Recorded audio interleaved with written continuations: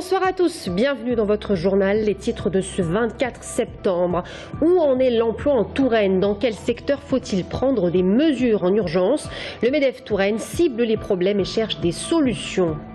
La droite se prépare aux élections cantonales de mars 2015. Elle espère voir déferler une irrésistible vague bleue sur nos cantons. Jean-Yves Couteau, conseiller général UDI du canton de Saint-Cyr-sur-Loire, vise la présidence du conseil général. De la cueillette à la conserve, à Tours, les jardiniers de la Gloriette enseignent l'art de la conserve maison, un véritable phénomène de mode.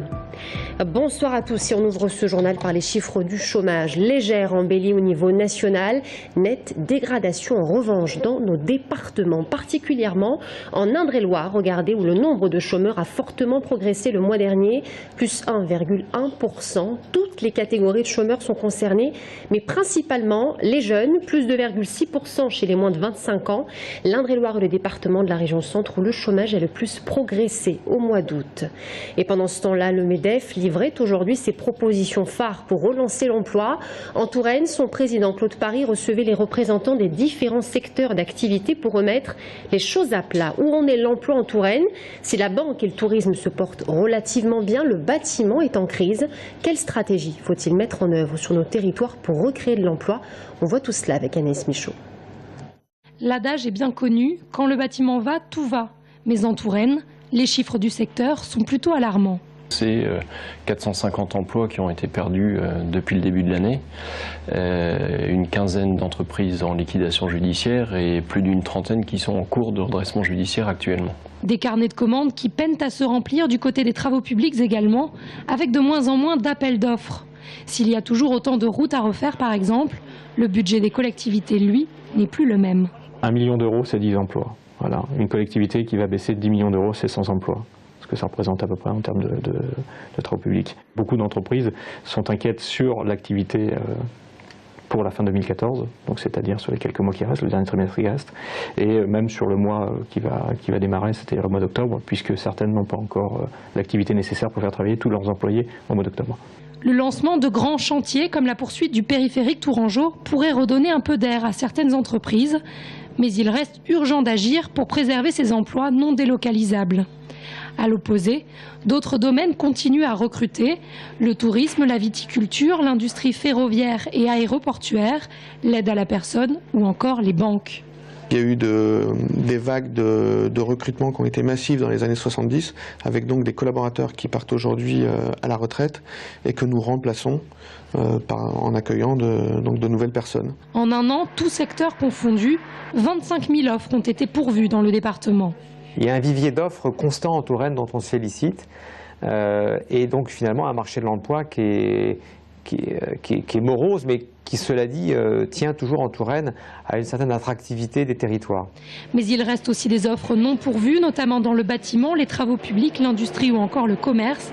Une véritable aberration lorsque l'on sait que dans le département, il y a 27 600 demandeurs d'emploi de catégorie A, c'est-à-dire employables tout de suite. Le MEDEF propose donc notamment de renforcer le travail effectué avec Pôle emploi autour de la formation à ces métiers. Et on l'a appris il y a quelques heures, Claude Paris a été élu président du MEDEF de la région centre. Les propositions du MEDEF, nous en parlerons ce soir avec Guy Sionneau, le secrétaire départemental de la CFDT d'Indre-et-Loire et l'invité de la rédaction. Du nouveau dans l'affaire des mariages chinois, Maître Tricot demande l'annulation de la mise en examen de son client, le sénateur Jean Germain. Les indices graves à son encontre n'existent pas, déclaré ce matin l'avocat de l'ancien maire de Tours. De son côté, Maître Chotan, avocat de Lisanne, principale collaboratrice de Jean Germain dans l'organisation de ces mariages, plaidé devant la chambre d'instruction de la Cour d'appel d'Orléans l'irrecevabilité de la constitution de partie civile de la mairie de Tours. Maître Chotan qui soutient qu'il s'agit là d'une pure stratégie de la partie adverse pour se tenir au courant de l'avancée du dossier. Le renvoi a été fixé au 9 octobre prochain et j'ajoute que l'autre volet de l'affaire se jouera au prud'homme un jour avant, le 8 octobre. Politique à présent, en coulisses, la droite se prépare aux élections cantonales de mars 2015. Elle espère voir déferler une irrésistible vague bleue sur nos cantons, profitant ainsi d'un parti socialiste en perte de repères. Jean-Yves Couteau est d'ailleurs limpide sur ce sujet. Le conseiller général UDI du canton de Saint-Cyr-sur-Loire vise très clairement la présidence du conseil général. Alors comment se positionne la droite à 6 mois des échéances? On voit tout cela avec Florent Carrière. En mars 2015, la plupart des 18 nouveaux cantons d'Indre-et-Loire pourraient être teintés de bleu.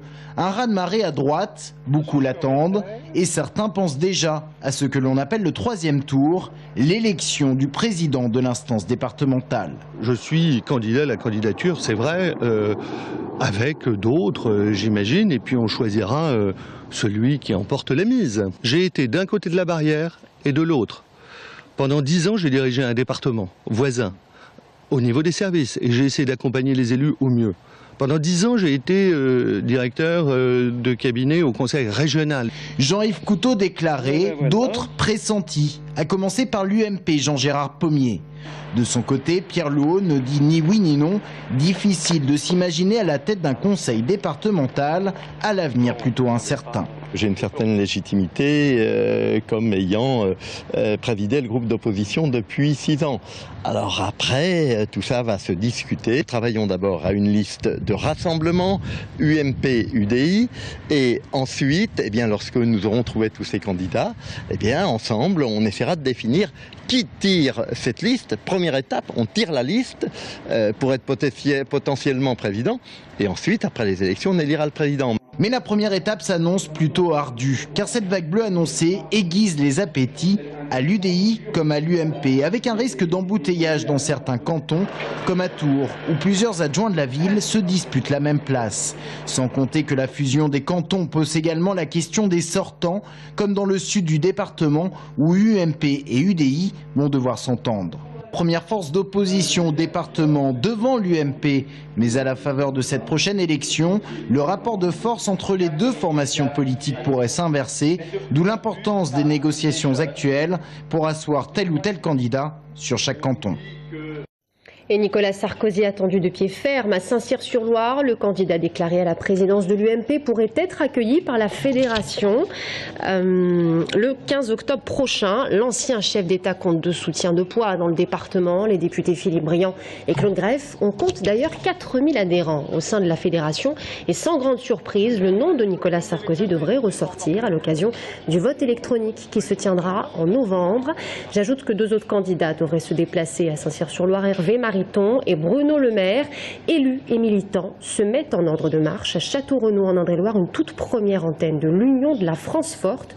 Une association de militants sarkozystes vient de voir le jour. Philippe Péano et Franck Boucher, 2 élus, en sont les délégués.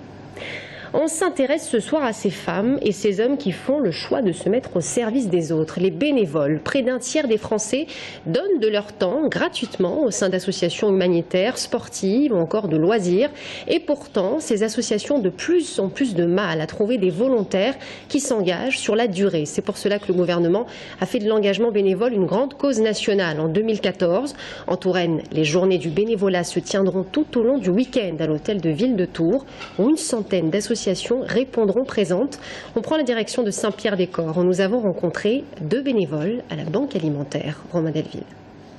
Cela fait 12 ans que Michel travaille à la Banque Alimentaire de Touraine et travaille bénévolement. Ancien de chez Michelin, c'est un collègue de l'usine qui lui a demandé de participer à l'association. Et depuis, Michel vient 3 à 4 fois par semaine. Je fais le ramassage des denrées dans les magasins. Et l'après-midi, je redistribue les denrées qu'on a ramassées aux différentes associations qui viennent le lendemain. Dans les bureaux aussi, la gestion des stocks, l'interface entre donateurs et associations bénéficiaires est traitée par une bénévole. Blandine Versavel gère ici les entrées et les sorties du dépôt du site des Grands Mortiers à Saint-Pierre-des-Corps. Là, il faut faire tourner un entrepôt. Nous sommes prestataires de services pour des associations, quand même 55 associations en Indre-et-Loire, plus de 8000 personnes à aider. On est un maillon important de cette chaîne de solidarité.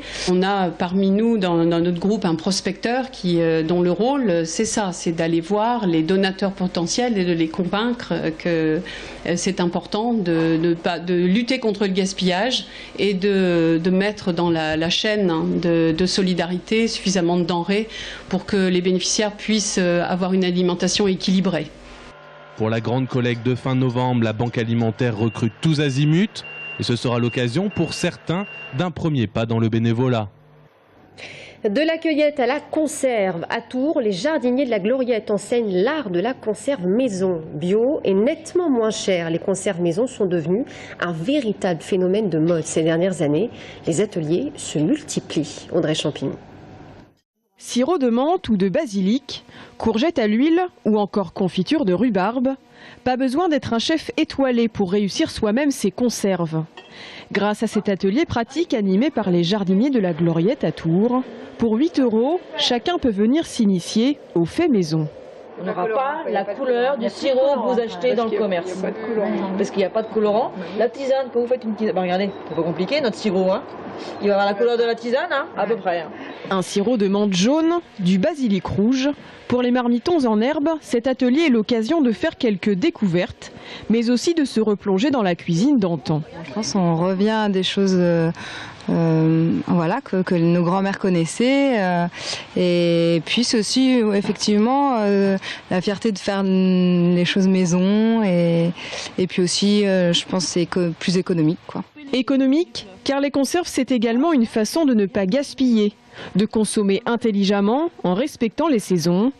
Ici, dans le potager de la Gloriette, pas question de produits chimiques ou de pesticides. Tous les légumes et plantes sont bio, un élément important pour des conserves de qualité. Le seul secret qui pourrait être indispensable, c'est l'hygiène. À partir du moment où nos légumes sont propres, non abîmés, que les pots sont propres, indemnes de maladies, il n'y a pas de raison qu'on ne réussisse pas nos conserves. Après, c'est le temps, les ingrédients, la qualité des ingrédients, si ce sont des ingrédients bio. Un légume bio va se conserver beaucoup plus facilement qu'un légume du supermarché basique traité chimiquement pendant toute la saison de sa production. À la fin de la journée, chacun repart avec son bouquet de plantes aromatiques, son pot de confiture ou sa conserve de basilic à l'huile, avec un objectif, savoir le refaire à la maison. Un mot de sport. Le Tours FC interrompu dans son élan vers la victoire. Les hommes d'Olivier Pantaloni se sont inclinés hier soir face à Nancy. 2-1. Feront-ils mieux face à Sochaux? Nous verrons cela vendredi soir 20 h au stade de la Vallée du Cher à l'occasion de la 9e journée de Ligue 2. Voilà, c'est la fin de ce journal et on se quitte avec ces images des cigognes au sommet de la cité royale de Loches. Elles ont été prises hier au crépuscule. Les cigognes qui migrent traditionnellement à partir du milieu du mois d'août jusqu'à la fin septembre. Je vous retrouve pour l'invité de la rédaction. À tout de suite.